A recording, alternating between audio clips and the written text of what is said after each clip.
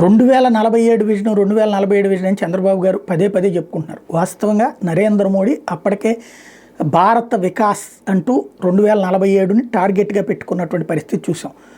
ఈ నేపథ్యంలో దాన్ని ఆంధ్రాలో అదే స్థాయిలో తీసుకొస్తాను, $3 ట్రిలియన్ తెస్తాను, $5 ట్రిలియన్ తెస్తానని చెప్తున్నారు ఆయన.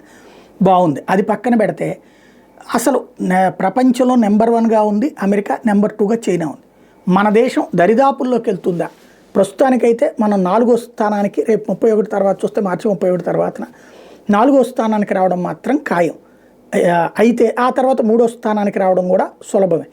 కానీ 3వ స్థానంలో మనకి, 2వ స్థానంలో చైనాకి అస్తమ శశాంకం తేడా ఉంది. 1వ స్థానంలోని అమెరికాకి మనకైతే కనుక దారుణాతి దారుణమైన తేడా ఉంది. మరి ఇట్లాంటి సందర్భంలో భారత్ ఎలా సాధ్యం అంటే, ఇప్పుడు భారత్ అనుసరిస్తున్నటువంటి ఇదే విధానం, వ్యాపార వాణిజ్య ఆర్థిక విధానం ఇలాగే కొనసాగితే, మధ్యలో ఏ తేడాలు లేకుండా, ఏ ప్రభుత్వాలు మారకుండా ఇదే రూట్లో కొనసాగితే, ఇదే సిస్టమ్ని కనుక కొనసాగించగలిగితే రాబోయేటటువంటి 2075 నాటికి, 2047 కాదు కానీ 2075 నాటికి $52.5 ట్రిలియన్ ఇండియా నెంబర్ 1గా ఉంటుంది.